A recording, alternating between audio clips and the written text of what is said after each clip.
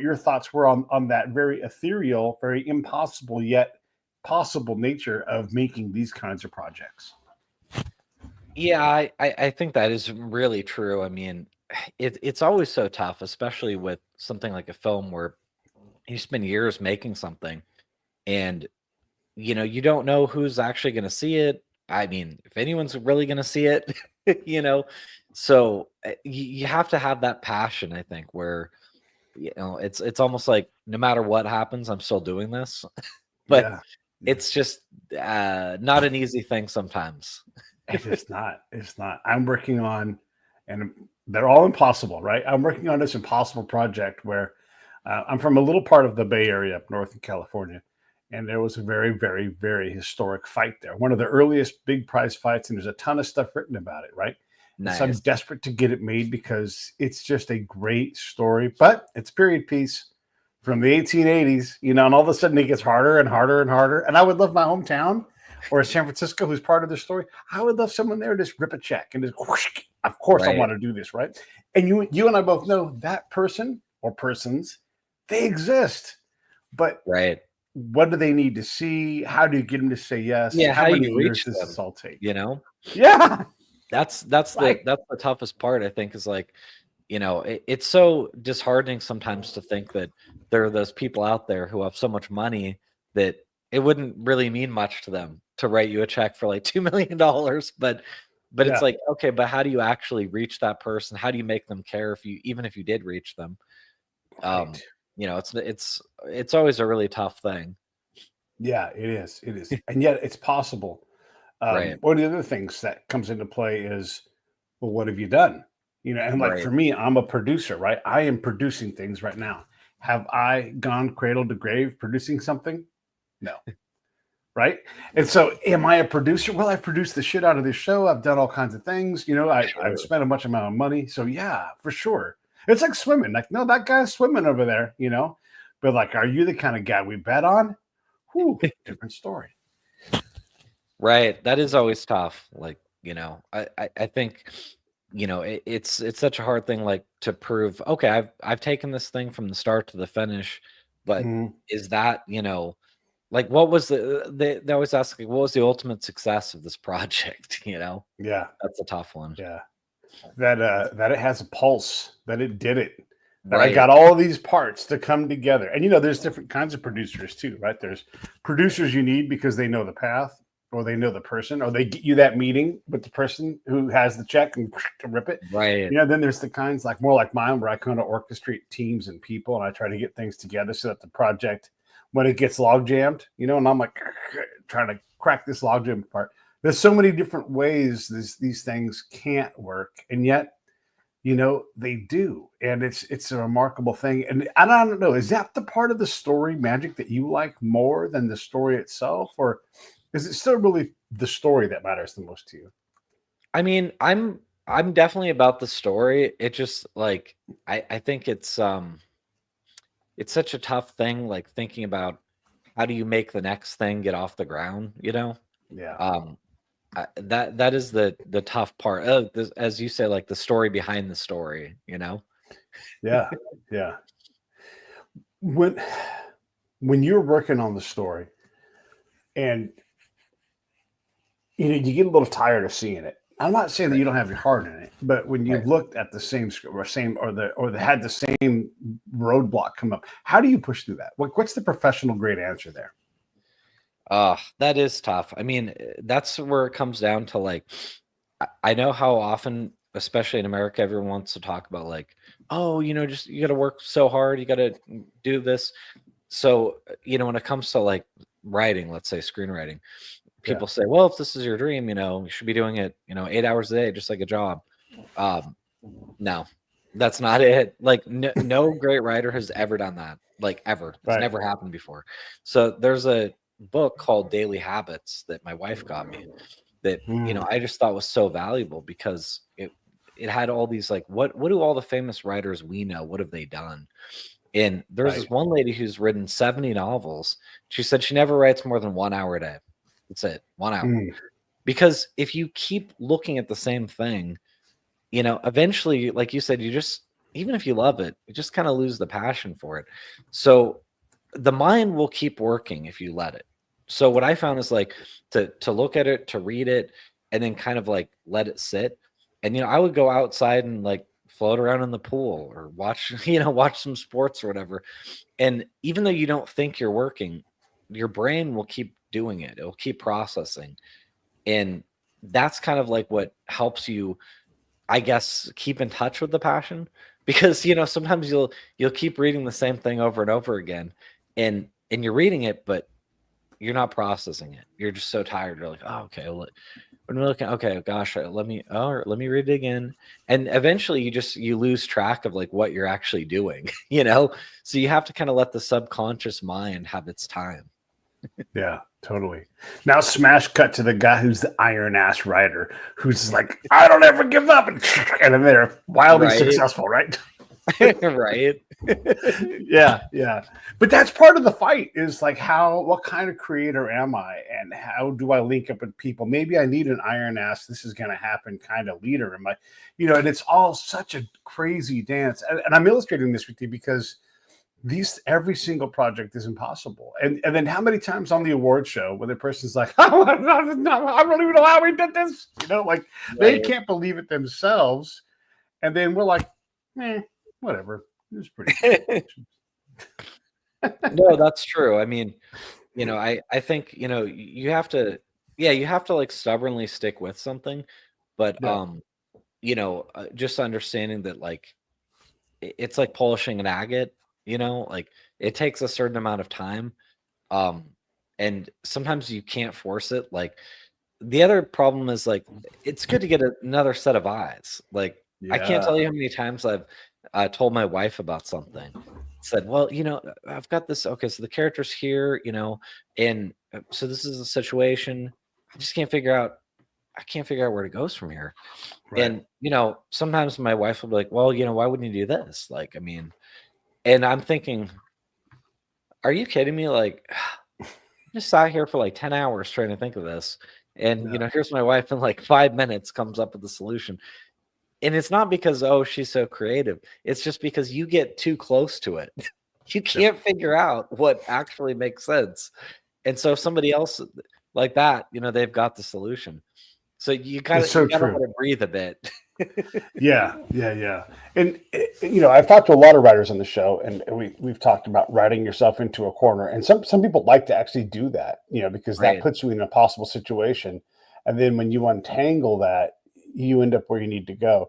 And I can't remember which author it was, but this person said, I'll write myself into a corner on purpose, allow it to happen, and then something will have happened that I didn't know was going to happen, but it happens in the back. And so I take that and I make the line a question to create this doubt. And that doubt is the key that unlocks this thing that I didn't even know was going to happen next. And so my past self has informed and I'm like, wow, it's an amazing thing to be able to get yourself out of that trouble.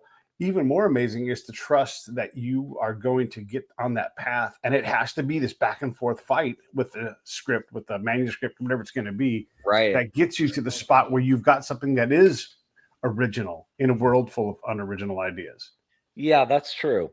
Yeah, that's true. I mean, you're right. Like sometimes, I have situations where I outline everything very carefully, but then as you get to the scene and you start writing it, and you really know the characters, then you start thinking like, oh, wait a minute, like I actually don't think that's what they would do. And so then you're like re-outlining because the characters sort of drive the action, like you can't make them do what needs to happen for the plot. Sometimes, they almost like, it sounds funny, but they almost surprise you and you're like, well, wait a minute, I don't think he would do that. I think he would do this. And what if he did that? And then now I've got to re-outline the next 10 scenes because it didn't work the way I thought it would in the outline. Yeah. But that's the magic, right? That's right. That's what you want. That's like and this is Pete talking, right? The guy who's never finished a fucking novel or anything. But that's the magic of letting those characters live and have control over your story and being open enough that my friend Kat Connor is a great example. She writes these incredible crime thriller novels, and she becomes omniscient in some ways. Where she lives in New Zealand, and she's like, I know things about DC that I shouldn't know, and I'm Sure. informed by these characters. And when they die, Kat feels grief about Right. them dying, and she's like, and then I know what music they like, and she's not inventing this. This is within her.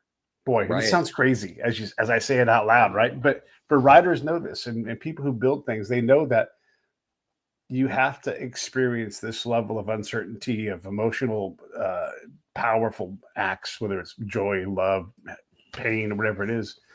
But that's part of the remarkable journey. Even if nobody gives a fuck about your movie, Right. that's one of the reasons why we go on these stories, right? Is to tell these remarkable things.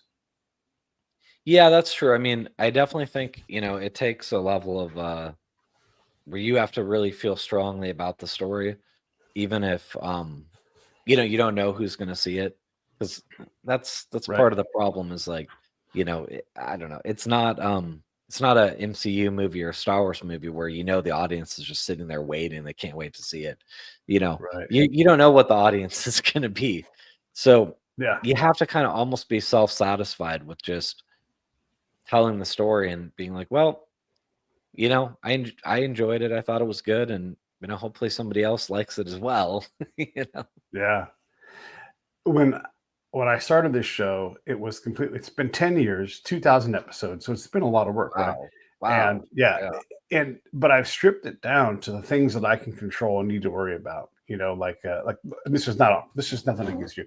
We were supposed to start me live at 12 o'clock. Like that's or 11, 1 o'clock. That's the standard, right?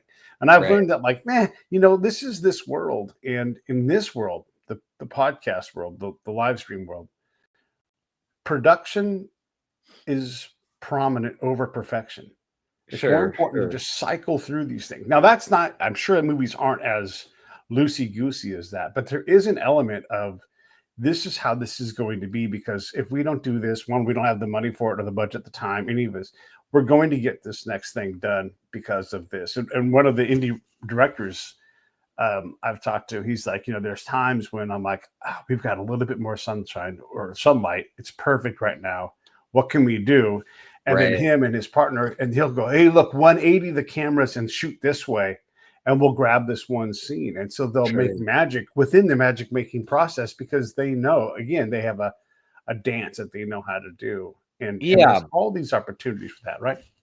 Yeah. I think it is all about, finding that magic, and like sometimes things don't go exactly as you thought. I remember there was one scene in my film where, I'll give Jesse Metcalf like really big credit. Yeah. It was like a montage sequence, and they're cleaning up the store, they're trying to make it look nice. And I thought it was good. I thought it was fine. And Mhm. so I kind of like, all right, cut. I think we're good. I think we got it. And so Jesse comes up to me, and he kind of like pulls me aside, and he's like, I think we can do better. And I was like, oh, like what's wrong with it? And he's like, "Yeah, I just don't think the energy is as good as it could have been." And I was like, okay, Ooh. well, I don't know, what do you think we should do? And so he's like, I want to put Micah on that box. And I'm like, uh inside of the box? And he's like, yeah, we tried it when you were looking away, like when you're talking to Ryan. I want to put him in the box. I mean, is he okay with that? It's like, yeah, no, he's fine with it. We already talked about it. Yeah. All right, let's do it. So then, we roll again, and he puts Micah inside of this box because Micah's so little. And he's like, he tapes up the box, and he's like carrying him around. It's hilarious. And, we're all trying to like stifle our laughter, but it doesn't really matter Yeah. because it's going to be a montage anyways. We're not even going to have audio. Right. And as soon as like Micah gets out of the box, you could see he's like, I don't know, he's like in a better mood. There's more playfulness. And we play out the rest of the montage, and they just had so much fun. And Jesse was right. Like, it was much better than what we had filmed. And, you have to almost like feel that energy. And I think in that moment, I was kind of settling for like, it's good enough. Like, we can make it Yeah. work. And Jesse's Yeah. like, yeah, no, we can do better. you know? Yeah. So it's like finding that flow where you're like, hey, like, let's make sure this is great, not just good Yeah. enough. Yeah, right. Production perfection, and somewhere in there is what works, right? And yeah, Right. because sometimes you just need to, you don't have that Stanley Kubrick budget to shoot something 45 times, and then Right. sort that out in post. I mean, Yeah. when I'm doing my consulting and helping somebody build something, and they're like, "Well, I'll just send you like 15 of these things," and I'm like, "No, you're not. No, you're not. Look, you're welcome to, and then I'm going to send you the bill. Let's put in as close to perfection into the can right now." So that we Right. don't have to go back and fix things. That works in my little stupid world, right? If you're doing whatever it's going to be, we're always trying to trim it. Actually, let me ask you. Let's quit burying the lead. By the way, Yeah. Jonathan has this wonderful movie called The Comic Shop. It comes out a couple days ago, and here's the link for it right there on Amazon. And if you want them to go somewhere else, we'll send them there. But No, that's at a perfect. minimum, they can go there, and it's a great ride. And look, we'll get into the story here in a minute, but when we think about all of these things that we try to do, first off, you made this movie. Congratulations. It's super exciting. Thank If you. I had doubled your budget, could you have made a better movie? Yeah, I mean, yeah, there's a couple things you could always do. Um, you know, the problem too is that when it comes down to budgets in Hollywood, it's like I heard this before and I kind of ignored the advice, but there's certain budget ranges that work and there's some that don't. So Yeah. ours works for making a good movie, but it Yeah. probably doesn't work for making your money back. It's almost like you've got an industry where you have to spend a certain amount to get like, the A-list talent. And then Right. that guarantees but if you ignored that part of it and said, forget about that, just like, it doesn't matter making your money back or not. Like, could you make a better movie? Yeah. There are certain little things that like a little bit more money would have helped with. And also that money would have afforded us more time. That's the big thing too. Like maybe instead of filming in 15 days, we have 18 days. That we did in our first schedule. And then it like sort of got whittled to 15. And I'm like, oh man, like I remember thinking, so at 15, we've got to combine these things on the same day. And I mean, all right, I guess we could do that, but and then it became like the last location, like it has to be a convention hall with a bowling alley there. Like that's what it has to be because that's the only way we're going to film those two things in the same day. Yeah. So, and we found it, but it's like not ideal. Like you'd rather have, a full day for each of those things. So, Right. And when I ask that question, it's because people in this business have to figure out what it takes. Like there's this documentary I'm working on, right? And it's got a lot of very notable baseball people in it. And the person I'm trying to make it was like, well, let's just take the camera crew to all these different important people in baseball instead of flying them in, putting them up in a hotel. And I'm like, one costs more than the other. And so, sure, we can do that. You need to raise $35,000 to do that. And they're like, wait, what? Well, that's hard to do. And so you got to figure out how to do it, right? Yeah. So I guess when I'm bringing this stuff up about money and where to spend it and everything, what do you think? Like, first off, let's say this too. When you are agile and you are a little more boutique, you can do things that a studio, especially a big studio, could never do. Not that they don't have the know-how, but the profitability for you. Like, let's say you make 25% back on top of the cost of the movie. You're going to be over the moon. A studio doesn't want that. They want some number greater than 100% back, right? So it's very hard to find. I'm talking big studios like Paramount. They're not going to even consider that, and that's like horror always makes tons of money, but the big studios are interested in that genre for the most part. It's interesting. Yeah, it's not the percent for them; it's the dollars. You know what I mean? Like, so if you spent $6 million on a horror film and you made $9 million total back, like, that's not very exciting. Like, I mean, it would be for you and I, but you're right. They'd be like, well, it's $3 million. Like, that's not really going to move the needle on our stock price that much. Right. And that's really where a lot of the no's come from. Yeah. It's true. But the indie world is wide open, right? You can find someone who's like, oh, $3 million, that'd be a dream. Let's do it twice. Let's already Right. plan a sequel. Yeah, absolutely. Yeah, that's true. I think that the indie world we live in now is pretty brutal, and it's becoming like there's certain budgets that just don't really work. Um, Yeah. my budget would be one of them. But like I would recommend, that somebody make a movie probably under 100,000 or over 3 million in general. Mm, Because at over 3 million, you can afford an A-lister for a couple of days. You pay them $1 million, get them for 2 days. Um, that will guarantee your investment. Other than that, like, don't spend that much. Like, really, like, try to yeah. see if you can't do it for under 100 grand, because then it goes to something like Tubi or any of these AVOD services. Right. Sorry, I refuse to call them AVOD. I don't get that, but Yeah. then you can actually potentially make your money back. But when you spend like $1 million, you don't really have quite enough to get an A-lister, and you also have a large amount of people who have to see this movie to break even.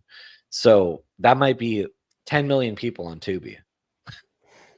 That's Yeah. insane. I mean, if 10 million people see your movie, you did something right, but not necessarily make a profit, Yeah. Yeah.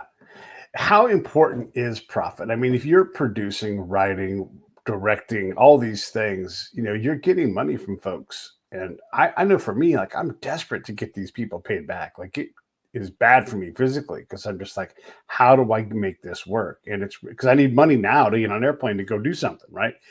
And Right. it's such stress. At least for me, it's a ton of stress as I try to like keep my heart into this thing, pick the right time to put energy into things. Oh, and by the way, how many projects can we work on at one time? Because it's not one; it's got to be a bunch. So, talk a little bit about that. Yeah, I mean, I think it's a big thing because the money back is what allows you to go try to do it again. Right. And that's for me, it's like, it's always been the big thing where it's like, all right, I put all my effort into this thing, but if it doesn't, work out, then how do I turn this movie into a third movie? I don't know. I mean, Yeah. that's the really tough part. And it's also like, how stubborn are you? Like, so I've already been thinking about that a bit in the last few days, where it's like, I don't know. I went through the little bit of depression where it's like, I don't know. I think that it's gonna be really tough for us because, the streamers sort of passed on the movie, and Yeah. I guess they're not really interested. And that's what I understand, is that I was told that they're interested in female skewing thrillers. I'm probably not the best guy to write and direct that, just being Right. honest.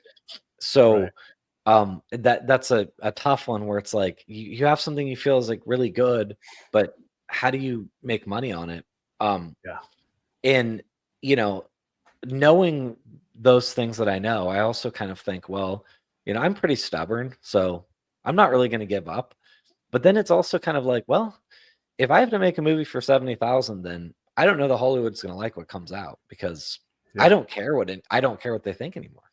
I'll just do whatever I want. I don't care. Like, to me, that kind of money is not significant. Like, Right. it's something, but it's like I can make a $70,000 movie every like 3 years, Right.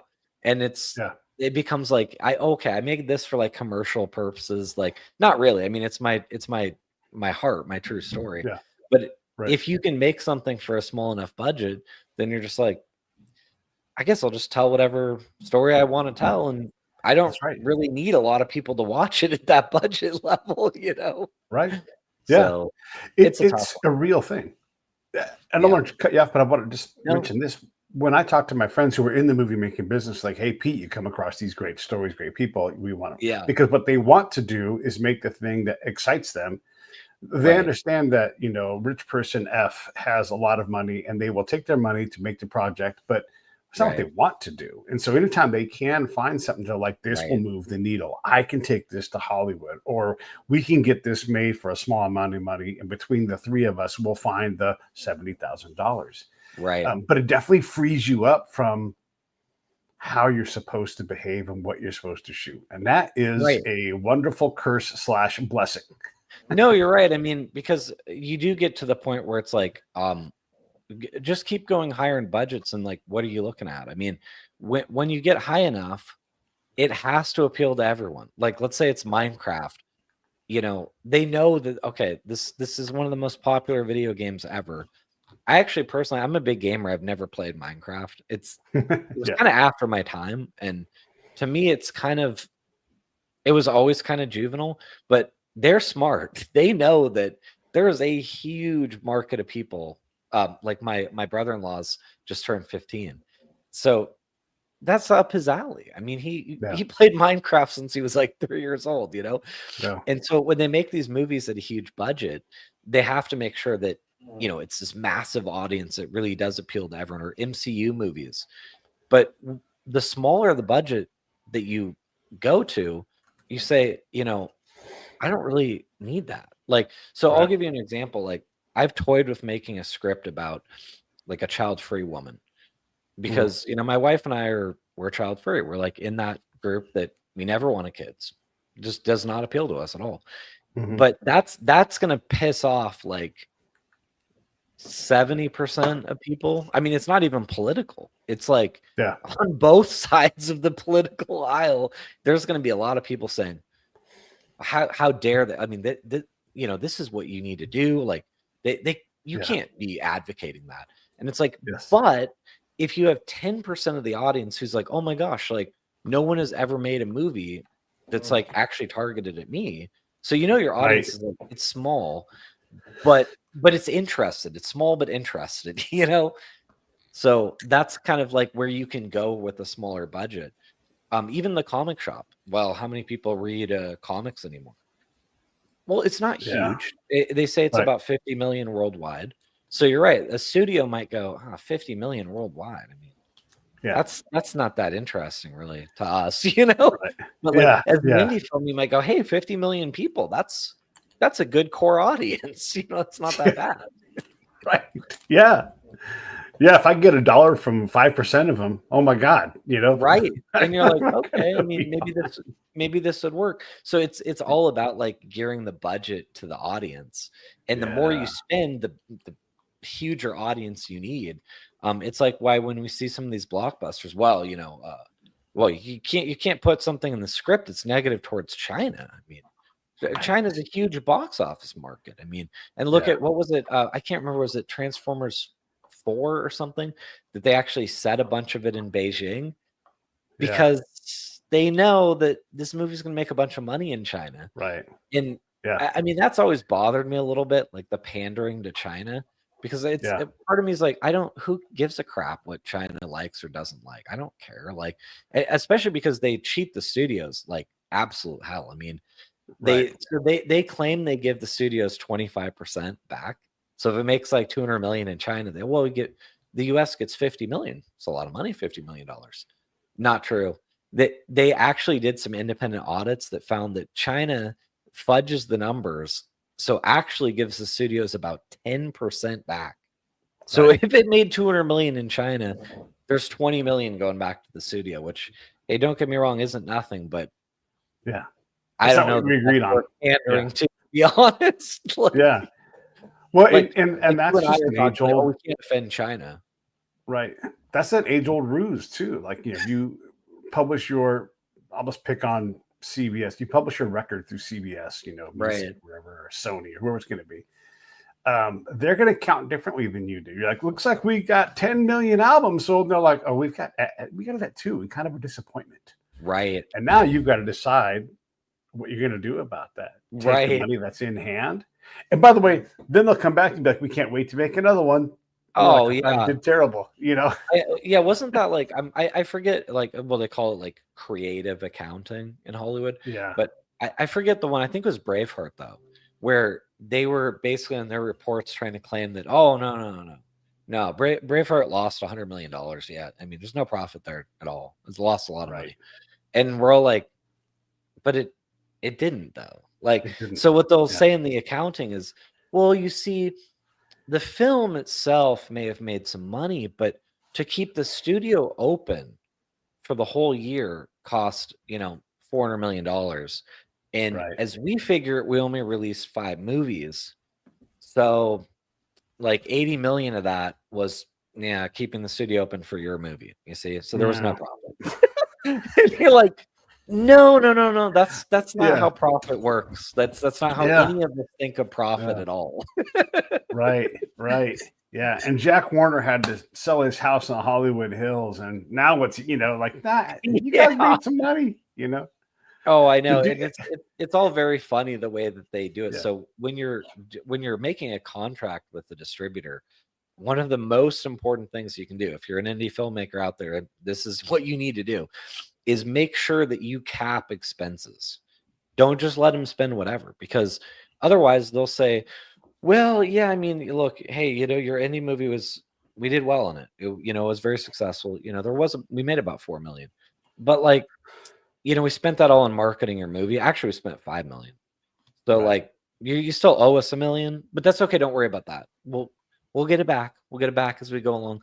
And you're like thinking like, man, like everybody's seen this movie. How is it possible I don't get a dime? So if you at least cap the expenses at some level, they can't charge any more than that because it's in the legal contract. So they'll we spend $1 million, and they're like, well, that's nice. I don't really care because the expenses were capped at 50 grand. So tough shit, it's kind of one of those things. But there's the whole dance with that, right?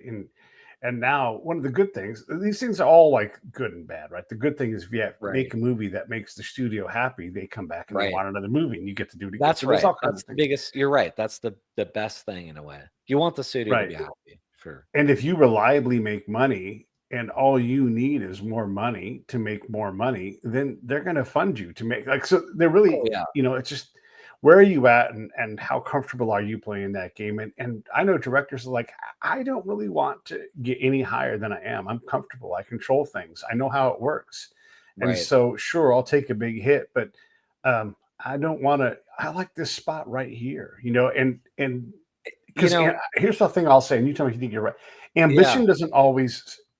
Vertical ambition doesn't always serve you well in the arts, because oftentimes you end up far away from where you want to do.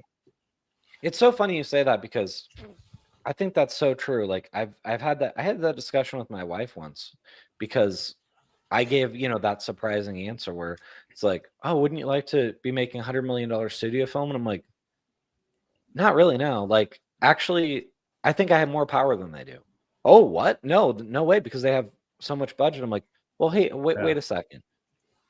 That guy, one of my indie friends, he made a movie for 70 grand. He gets exactly the movie he wants. Exactly. No one is there to tell him what to do. You may like it, you may not like it, but his story can be told for 70 grand. That's how it is. Now we make a movie for 100 million, and I've got 12 executives at Disney telling me, so it's great that you think he should have a gold chain, but we're actually seeing a silver chain. Well, our research, you see, has said that silver gold sends a certain message. Silver doesn't. And there's this nonsense conversation for an hour about the guy's necklace, which, no one cares about. And so you get to a certain point where it's like, what kind of freedom do you have? Or give you an example, like my house right now. I could have afforded an even bigger house, an even nicer house. But then I have a big mortgage, and then I have to make a bunch of money to service the mortgage. Instead, I own my house almost free and clear. I've got solar panels that pay for half my electricity. So, yeah, there are people with nicer houses. I'm more free than they are, because I don't have to make that kind of money to live my life. Like, I can say, yeah, no, I don't really feel like doing that. Like, I don't need the money. I'm good. Other people, you got these celebrities who are so rich, and they go bankrupt. I mean, think about that. Like Robert De Niro or Nicolas Cage, because they have set their lifestyle so high that unless they've got 300,000 coming in per month, it's not enough money to live. That's crazy. For you and I, we're like 300,000. That should be enough for like years. But no, they're like, no, that's a monthly. I got to make that every month. Otherwise, And it's like, I don't consider that freedom, really. I don't want that life. so much in that.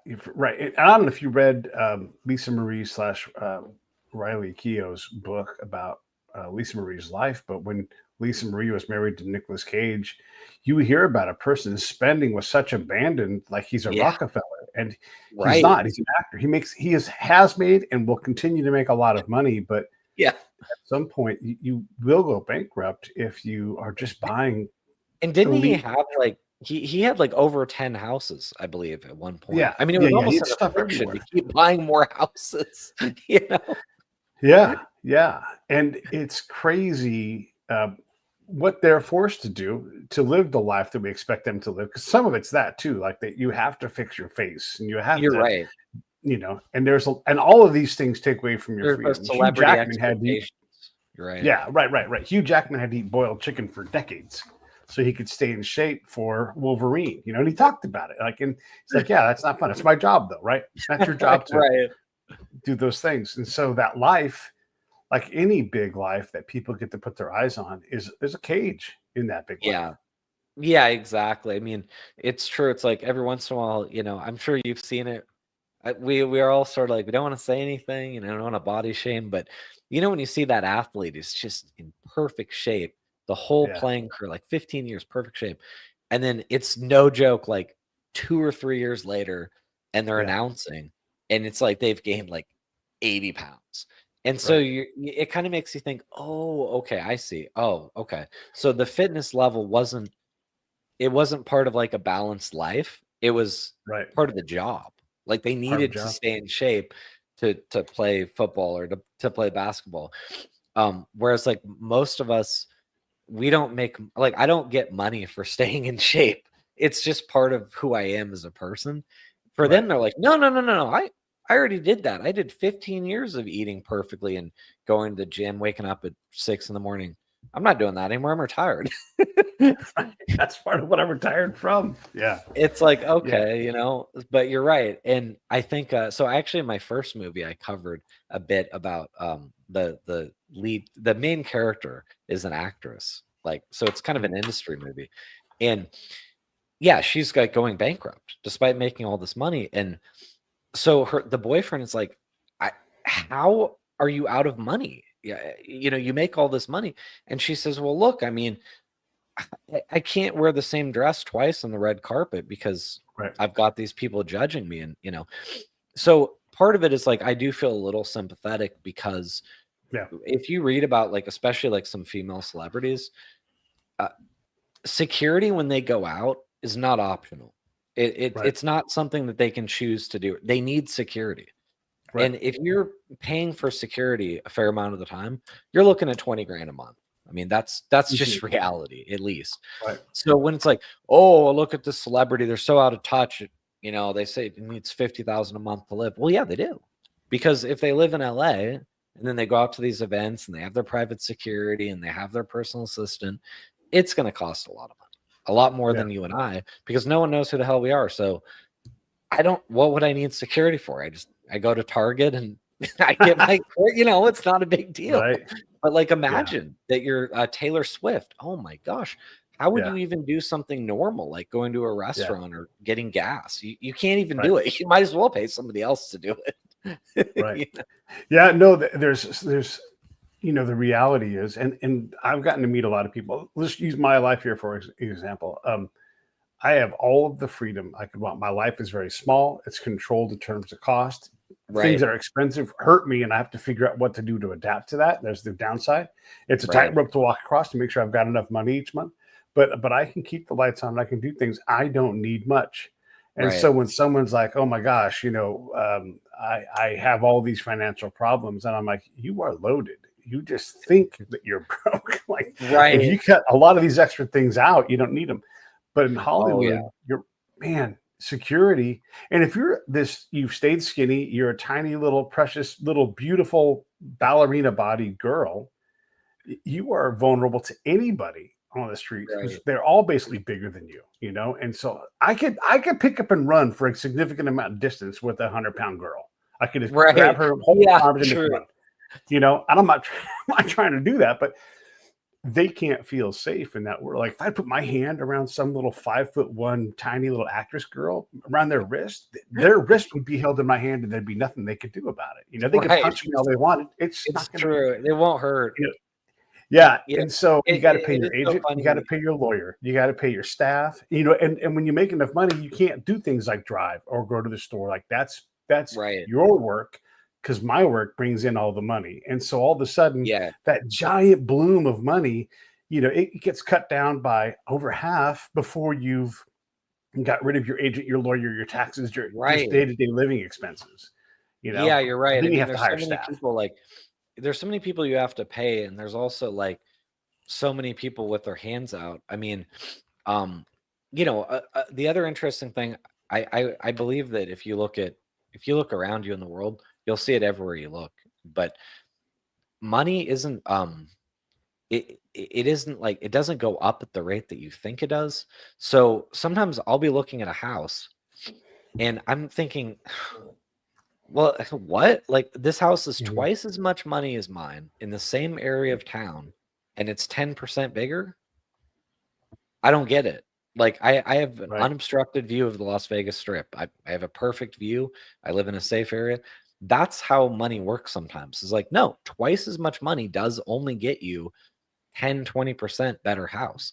Even though Right. you and I think, no, it should be twice as good. But like go to a fancy restaurant, right? And you're like, Mhm. well, wait a minute. I mean, this thing costs 10 times as much as the local burger joint, and it's actually less food, but it's better quality. I mean, it happens all the time. So it's like that's how lifestyle sometimes goes too, is that somebody can live like twice as good of a life as you, but it costs them 10 times as much money to live that life. So you're like, I don't know, I'm not sure that's really worth it. Yeah.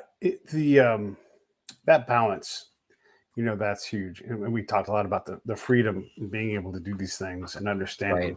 You know, it's easy just to minimize someone. Oh, that person's a libtard, that person's a MAGA, that person's a whatever. And Right. all of a sudden you realize, actually, I don't want their problems because they're hard. And most people I meet in entertainment are wonderful people. I've met a couple of people that were negative, and it doesn't matter who they were, but most Sure. everybody else is just the sweetest person. And Yeah. I've met a bunch of billionaires who are hugely charitable, and they're smart with their money, but they're like, yeah, I know my job is to help people. And so I do. And so all of a sudden you realize like most everybody, and I mean the vast majority, to where you can extend trust to all these people, they're all trying to do the right thing at the right Yeah, moment. Maybe they have bad days, but we all get bad that's days. right.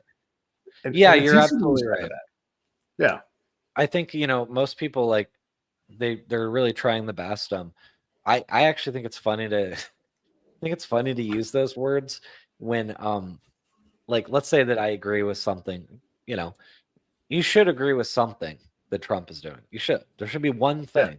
Because even, if you're on the other side, you should agree with something, right? That Right. Biden liked or Obama. So I Sure. love to say it of myself. I'm like, well, not to be a libtard, but I think that, or well, Right. not to Yeah. be a maggot, but I think it's very funny to like throw it at yourself and just Yeah. have a Yeah. good time with the labels, because most of us I think we think for ourselves, and Mm, this whole like, you have two sides of everything. right. I don't know about that. Like I don't want some party telling me what I think. I'll decide what I think. And Sure. Yeah. I don't want to, well, I just checked the memo today. Well, what is it? What's it saying? Oh, okay. Oh, this is what we think today. Okay. These No, are the no, no, no. talking points. Right. Like we're not doing that. Like I think what Right. I think, and there's going to be a lot of things that I don't agree with. So I think once we talk as human beings, then we see each other as more than just a label. Um, Right. and that was a big thing for me. Like let's say the comic shop. Um, so okay, I grew up reading a bunch of comics when I was younger. Well, yeah, but I had a very interesting experience because I was very sporty when I was growing up. I did track, I played every sport. Yeah. I love running around, I love sports. So I had about three friends that were like the jocks in the school. And then I had three friends that were the nerds. And I did mostly different things with them. Like I knew with my nerd friends, we're not going to be playing basketball. It's Right. not going to happen. But that's okay because we played video games and we talked about comics and all that stuff. So I kind Yeah, of got both sides with each sure. group of friends. I will say that the interesting thing, and I've noticed this as an adult too, is that video games, like I know what girls think sometimes, completely wrong. Girls will think, well, video games, oh, that's nerdy. Video games have nothing to do with that. Every guy plays video games. Like my friend who's the CFO of a biotech company, he plays video games. My Right. radiologist friend, huge gamer. My police officer friend, huge gamer. I don't really actually know anyone who doesn't play video games. So that's one of the things that united us, is because I could play with my jock friends or my nerd friends, and they all wanted to game. So it was kind of one of those things where like, you don't necessarily need a label, because what we all like to do is individual. Like, Yeah. you can't, well, oh, he likes Dungeons and Dragons. Well, what if he likes Dungeons and Dragons, but he's also like a marathon runner? What is that? Is Right. that a jock? Is that a nerd? I don't Right. know. Yeah. Yeah. It's very true. So in my world, growing up, very similar, and still to this day, is I do a lot of things. I was for sure sporty and all that, but I wasn't a jock, right? And I had a lot of friends in the chess club, but I wasn't a chess nerd. And so, and ultimately, I became a spy, and you can kind of see how that works. Is I could go to all these different groups and relate to them, and then communicate across. Like, oh, by the way, all these knucklehead skateboard guys, they're really good athletes. Like, what do you mean they're athletes? Like, you haven't seen what they can do with their feet. And it Oh turns out yeah. they can throw and catch balls all day long. They just didn't want to play with you guys because they didn't feel welcome, and you didn't want to welcome them. So, here we are. We're going to kick your asses in football, and you're going to be like, who the hell are these guys? And Right. it's hilarious when that happens. No, that's true. I mean, I think that that's something that, like, so in the comic shop, I explore a little bit how our younger character doesn't, he doesn't see eye to eye with his dad, because he's just not, he's not big into sports, and his dad's trying to, like, get him into that. Yeah. And I think that is always like it's just not for everybody. I got into sports a lot because of my dad, I suppose. Like, I remember, you know, I didn't really care when I was super young, and I kept walking into the living room to bother my dad. I just wanted to talk to him, It was like, he's in here. And I remember that's kind of how I became a 49ers fan, because every time I walked into the room, Joe Montana's slinging a pass down the field, and I go from, like, looking at my dad with the TV behind me to kind of being like, oh, okay, Yeah. that's actually pretty exciting. That's actually kind of fun. Right. But it's all about the experiences that you have, and that's why I tried to put in the movie where, like, there's this relatability gap Sure. where, you have a kid, you want your kid to be into the same things you are, but they're not, they're their own person. They're not like just a Right. mini you. You don't get to decide what they're into, Yeah. Yeah. Yeah. Yeah. I used to work at Tower Records back in the old days, and so when I saw, I didn't see the whole thing from your movie, and I'm going to do it, and I'm going to buy it, and everybody else should do that. And the link is right there, so grab Nice. grab a friend and watch this thing. But when you worked at a place like Tower, you saw that, like, on like in our store working was pretty girl, lots of makeup. There was cute girl with just mascara, just eyeliner, whatever. There was rock and roll chick who smelled like cigarettes and drank vodka straight out of the plant while she worked. Oh, There was amazing. all these different characters from a goddamn movie. We had a guy who was so rock and roll, he basically dressed like a pirate. We had a guy around the corner at the stereo store who was a part-time big time wrestler and also kind of looked like a pirate. And so you had all of these people in this orbit, super hot Latina high school chick that comes in, and the guys just can't stop talking to her, and Right. you have this orbit in this place. And, Right. there are these cultural moments that are Like, it really attracts a powerful. bunch And of you different go, people. sorry, go ahead. I was gonna say that's so interesting, because you're right. It attracts, like, a bunch of different groups, but all in the love of music, right? Maybe different kinds Yeah, of music, but right. they're all coming together in this place, and that's kind of fun. Yeah. The fighters, because Sacramento had a lot of boxers, like Tony the Tiger Lopez, when he or Loretta Garza would win, they'd come in and they'd buy stacks of CDs back when that meant something.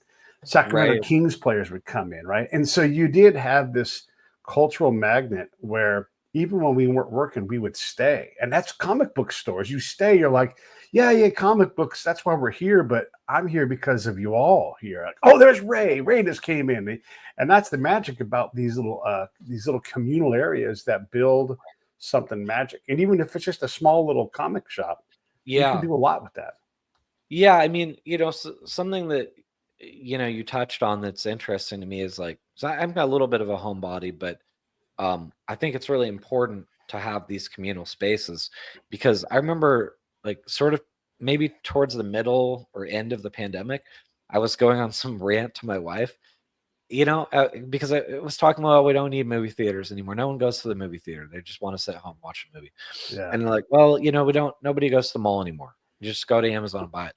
And I remember just kind of like angrily, ranting to my wife and saying, well, maybe we don't need anything. Maybe we just put Amazon fulfillment centers everywhere. We all the houses, Amazon fulfillment, and just forget it. Everybody sits home. No one goes anywhere. And it gets to the point where it's like, I'm sorry. I hope I'm not the only one who that's not a society I want to live in. Like, Yeah. we need to have some communal spaces, whether it's craft breweries, whether it's comic book shops or mall. I mean, we cannot just be sitting at home, pushing the click button, getting stuff, and none of us ever go anywhere.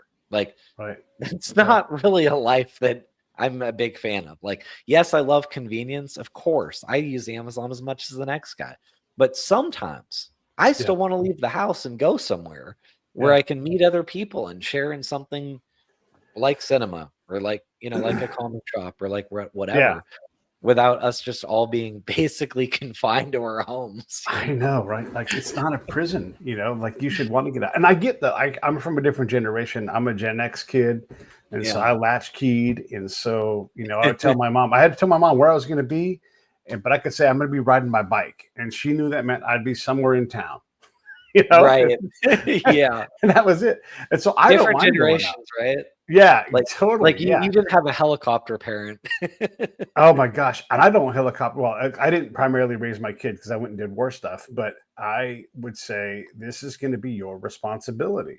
And here's how you do it. And if you want help, I'm going to help you. But I also expect you to fail so that you can learn this lesson. And so, like, she and I were driving way before she was even 15. We were driving because I didn't want her first time to be with some other person who had never met her. So am I breaking the law a little bit? Oh, okay. I'm being careful about this, though. I wasn't being reckless. We weren't driving on big boulevards, We were driving miles an hour around the neighborhood with her in my lap, And that's a different world. I'm excited to go run errands, like for my special someone. If we need to go to the store, I love to go to the store, and I know most of the checkers. And I'm excited to see one in particular. And so when that person's working, I'm stoked to see a checker, right? And when we live in our house and never leave it, you don't get those kind of engagements. And even if it's just 5 minutes, that person. No, you're right. Look forward to seeing each other. Yeah, those little interactions can be nice. I mean, I remember I lived in a couple condos where we have the front desk like concierge, and I talk to them every day. I talk to them more than most of my friends. Just it wasn't long, like you said, just a couple minutes. Like, hey, how's it going? Right. But yeah, absolutely. But this goes back to all the way back to the beginning, though. Like, tastemakers know what tastes good, and so you don't need a big studio. It's great if that works out, but there are so many people that come to Hollywood because they've got this incredible story that is movie grade. But what they don't have are the relationships to get the door open. Like if you're like trying to sell something to HBO, you don't just go show up and knock on their door and do a pitch because they're going to say no to you. Yeah, they make the gates fairly high, and I will say it's a little. I know the myth that Hollywood wants to sell, which I think is good for the industry, but I don't think it's good for us. Is usually like, oh no, like, yeah, if you have a great idea, you're passionate, you work hard, there's a place for you. I'm like, I mean, is there though? Like, because I see so many movies where I wonder, well, this is interesting. Like, I mean, this movie wasn't very good. So then I'm like on Wikipedia, like, well, what's up with this thing? Oh, okay. Premiered at Toronto. Interesting. That's a great festival. 30% score from critics. That's not good. Not sure why Toronto would take that, but okay. And then, well, how did they get the money? Like, who directed this movie? And then you Yeah. look at the director and you're like, oh, wow. Okay. They're related to X, the number of Right. times you see that. And that's the ones you don't see it are the more Yeah. concerning. Really, well, no. This is not an Nepo baby because they don't seem to be related to anyone. I'm like, yeah, but that Right. person's from a very wealthy family. Yeah. And they had the opportunity to pursue the arts because they didn't need to make money. So Right. I would Yeah. just caution people that if you want to make it in Hollywood and you're not from a rich family and no one in your family does film, I'm not going to discourage you do it if that's what you want to do. But just understand that the odds are stacked against you. Like that's the Yeah. reality of Yeah. it. The odds are stacked. And no matter what, the odds are stacked against you. No matter what they are. Right. Even for people who are Nepo babies, it doesn't guarantee success. It gives them Sure. a leg up. It gives them Sure. the chance to start. But if they don't have the talent, they will be washed out. That's just Yeah. And we say Nepo baby, and that's like a pejorative term. It's not friendly to say that to somebody. No. But there's a lot of people who are Carl Reiner and Rob Reiner. Is Rob Reiner a Nepo baby, or is he hugely talented? He's hugely talented. Yeah. Like you may say like, oh, Nicolas Cage, sure that his family was in film, but Nicolas Cage is one of the most talented actors out there. I mean, he's absolutely amazing. So definitely it is not to take away that these people deserve this. No, yeah, I agree with you. And I know you weren't trying to say that, by the way. So. But sometimes it's like it's just to keep in mind that, like, I guess it's to keep in mind, don't be too hard on yourself either. Like if you're trying really hard and you're trying to make something happen and you're like, oh, I don't know, maybe I just don't have it. It's like, well, I mean, maybe, but like it's also possible that you don't have the built-in connections. I mean, you've got people who made it. We're like, where did they go? Oh, Beverly Hills High School. Who did they meet at Beverly Hills High School? They already had 20 connections. By the time they graduated high school, they had all these connections. The rest of us grew up somewhere else, and we didn't know anyone who wanted to do film. And if you told friends and family you wanted to be a filmmaker, they look at you like you're crazy. They're like, because you are. What now? Like, if you said I want to be an electrician, or like I want to be a doctor, be an engineer. Yeah. Oh, cool. Yeah. That sounds good. Yeah. But you're like, I want to make movies. Yeah. It is. And folks not from that world don't know that world. And so it is scary, right? But you and I both know this. I used to live in Las Vegas, and you live in that area as well. Yeah. That's a wonderful place. If you do some kind of art, you can have a professional job with benefits there. You'll do that one thing for a long time, but if you're a dancer, if you're a choreographer, if you're and when I say, Vegas is a cultural well, and it's probably the crown of that in New York. It's probably the crown jewel for any kind of, if you have the world's biggest dream for sculptures and you want to rent out an entire building and put a display in it and sell tickets, Vegas is the place to do that. I don't know what would go in the world, but they have a room for that there in Vegas. It's amazing. Yeah. It's so funny you say that because where you live, it influences so much who you meet, right? Like if you're in LA, I've been to a coffee shop before and had a meeting with somebody where, they're like, hey, don't look behind you too much, but remember Alias? Like it's the guy from Alias, things like that, because it's just, it's LA. It's where everybody lives. And so my wife was doing this fitness class. This was probably last year at some point, and this couple is there and, they're killing it. I mean, everything's awesome. The flexibility, the stamina, and she's kind of like getting a little disheartened. Like, man, I mean, these guys are like, they're really with it, And so she starts talking to him a bit. She's like, yeah, how are you guys in such good shape? And they were like, oh, well, we actually are with Cirque du Soleil. So it's kind of like, oh, okay. I don't feel so bad now. Makes sense. I'm a professional athlete. Yeah. Right. Oh, you hear those things, and like those are jobs that you're not going to be in, like, Minneapolis and hearing I work for the circus. Right. What? Like, here, what circus, or like Portland, Oregon, where I grew up, that's not going to happen.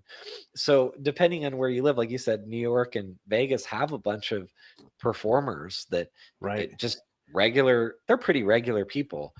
Believe it or not. Which, by the way, impacts the economy because just for Cirque, there are probably several master level orthopedists in town because, like, I Right. don't know, depending on what show you go to, these artists have died doing their job, and they blow out Oh, I shoulders know. and knees No. all the time, and that's all the time. You don't know it because it gets covered with the show and everything, but that's a true There's thing. And stories so, like that. Like obviously, I don't have an interest in talking about that and getting sued, but yeah, but yeah, yeah, yes, there's things like that where yeah.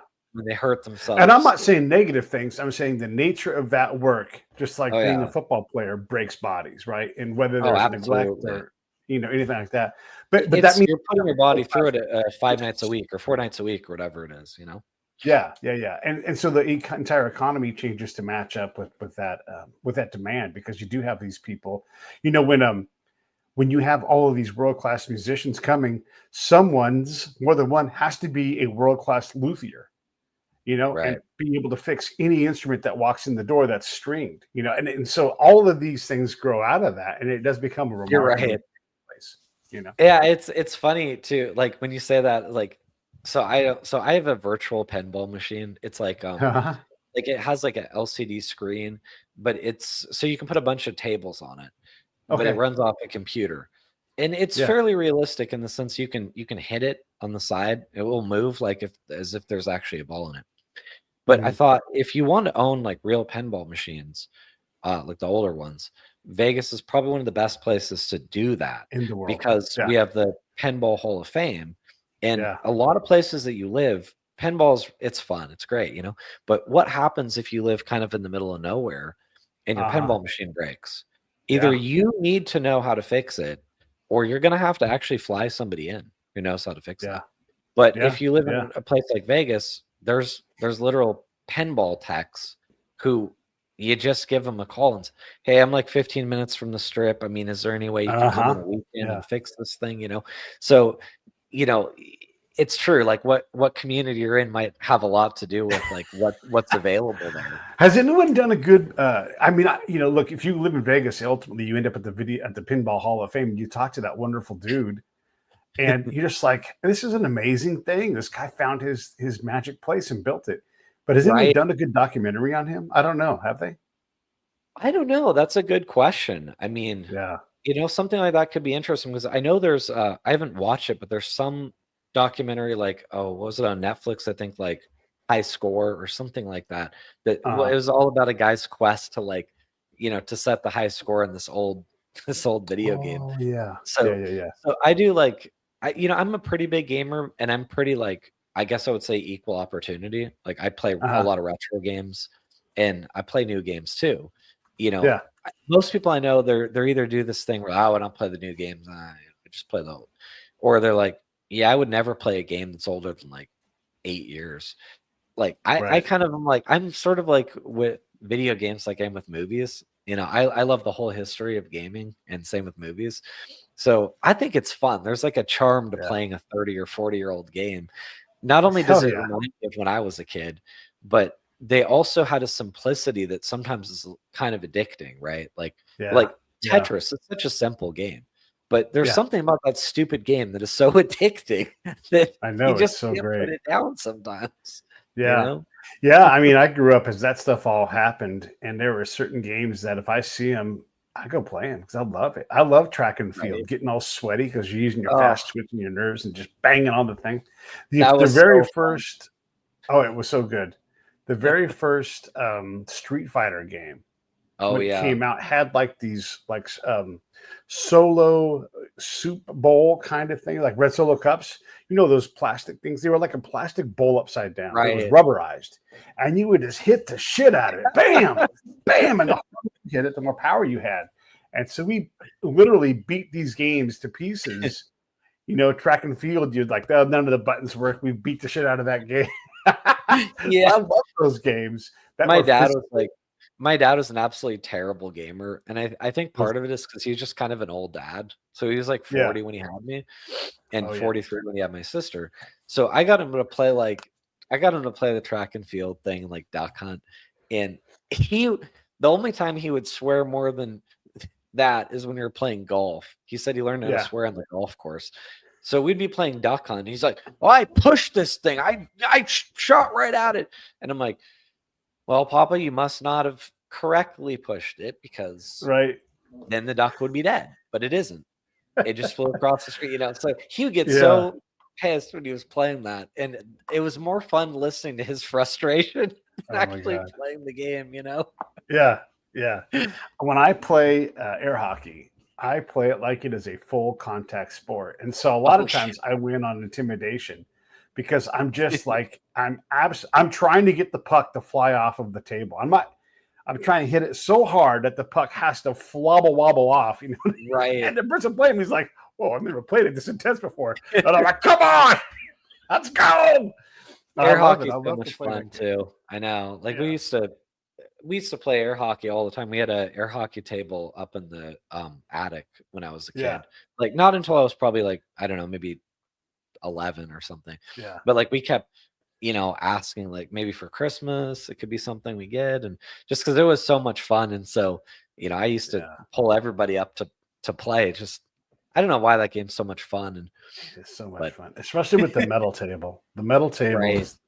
it's so good. And you just polish that puck on your shirt and then bam and just get Yeah, after it. My that's days right. later, like my elbow would be hurting because I was throwing so hard, it just I love that game. Well, I I don't want to love take any it. more of your time. We've been talking for an hour. Everybody Oh, should it's go so watch a good. comic shop. I've got the Amazon link listed there, but if you type in the comic shop, it's going to be great. There's Carrot Top in this thing. Eric Roberts, good job on that. That's fun to get Eric Roberts in something.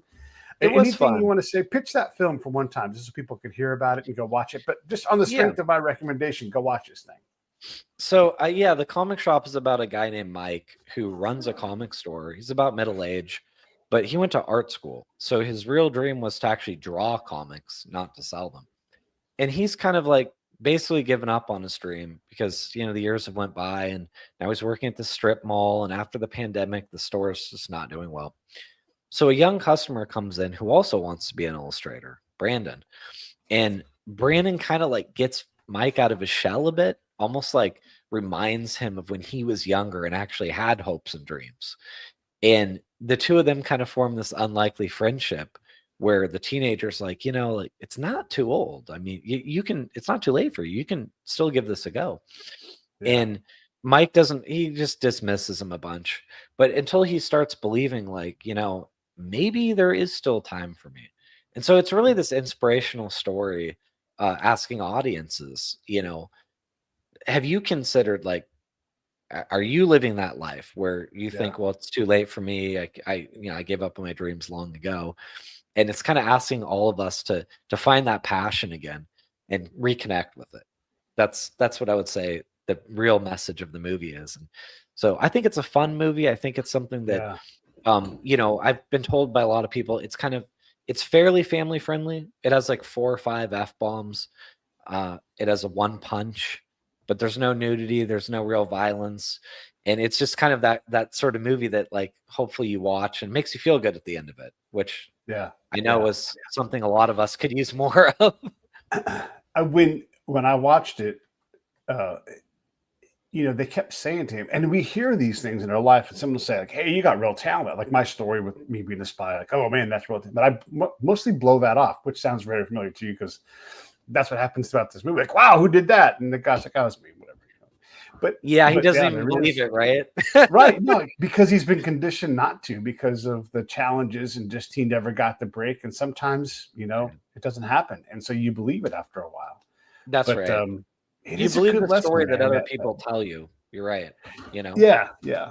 So learn to take compliments and go, yeah, there's something there. Let me keep working at this. Get a little better. Maybe you got to be 5% better. That's got potential is what they're saying. And you just got to like rise to it or just keep working at it. And I think that's it too. Like one of those things is like in life, just don't give up. My business partner, my former business partner said something, and the reason I'm going to do the accent is because he's Assyrian born in Iran, and he fled because he's a Christian guy. So it's not great to be a Christian in Iran. So he was like a big inspiration to me, and he used to say stuff like, "My God, man, like." We stick with it. Eventually, we will be best people who haven't made it in Hollywood. They will have no choice because we will be the most talented people who have not yet made it. Like, I always laughed. And I was like, there's a certain logic to that, actually. There is. There So it's like is. When I if say you I've been commit to doing something, this show for 10 years and 2,000 episodes, people, holy fuck, they're not ready for that. But you end up being this thing.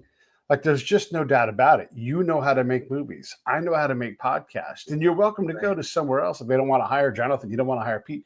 But understand, Sure. I'm going to keep making podcasts. You're going to keep making movies. And so you can go try to find the right person for you. But we are going to make these things. And that's to your Assyrian friends' credit. Like, that's right. Like, you just become the thing that you are because you've done it so much. Right. You got to stick with it. I mean, anything takes a long time. And I think that at this point, I actually have the opposite problem of Mike is I'm like, I just don't really know how to do anything else. So I'm kind of stuck with filmmaking because I think it might be a little bit late for me to learn a new skill. So I'm going to have to stick with what I actually know.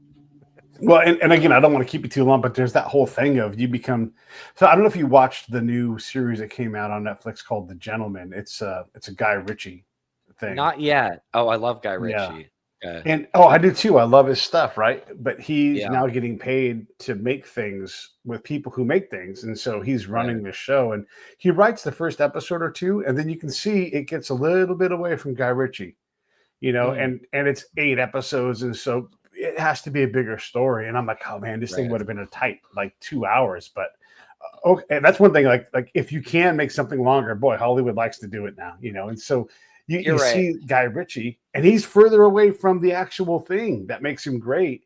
And I hope. Look, I'm not saying I think The Gentleman is a fun ride, right? But I wish it was about 4 hours shorter, frankly. Yeah, and I love Guy Ritchie stuff. That happens. Like, from what I understand, the streamers' metrics have told them that these series keep people more engaged, and that's why you subscribe. I'm not like that, and so I have friends that do that to me. What? You're a filmmaker and you haven't seen insert X series, right? And I say, like, I'm not a series guy. I've always been a film guy. I don't really care because I don't want to make series.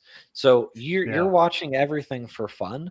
I don't watch movies for fun. I mean, I like them, but I watch them for work because I need to know what's being made, and that's the job. So if I'm not really interested in TV, I watch that for fun. So my time is like anyone else's time, where it's like, of course I've seen the big things. I've seen Breaking Bad, but I'm always behind. So like we're just finishing Modern Family. That's not a new show. That's pretty old. But I try to keep up, but there is so much TV that a friend will tell me, well, have you seen so and so? And okay, I haven't seen it. So I put it on my list and I go watch it. 3 weeks later, a different friend's like, oh man, you haven't seen Adolescents? Oh my, what are you doing? Like, so then you go catch up on that, and then there's the new one. Well, you haven't seen Yellow Jackets? Like, you got to see Yellow Jackets. So it's like as soon as you watch a show, your friends have like 3 new ones that you apparently should have seen.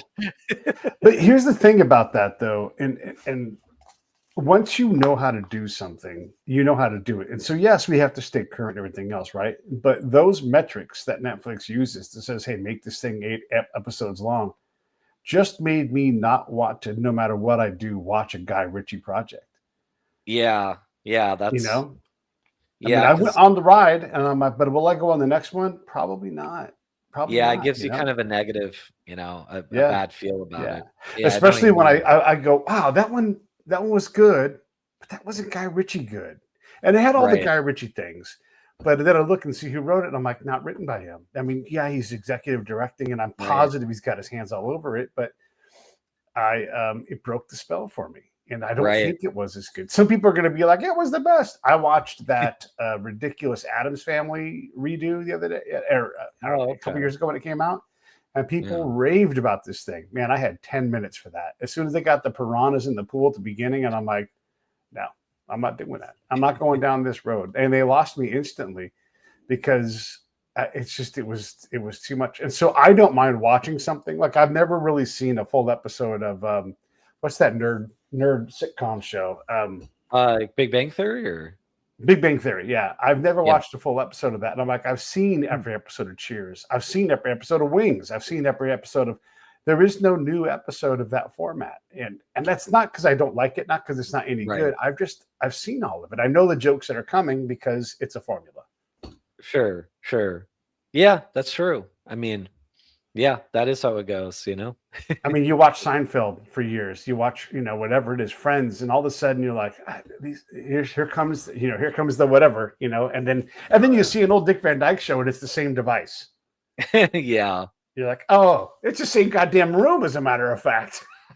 Like Yeah, when they come but down the one staircase, I'm like, that's Laverne and Shirley's old apartment in L.A., kind of thing. right. And That's one of the biggest reasons, that I do watch so many movies, because I think that if you want to make a movie, you need to know what's come before.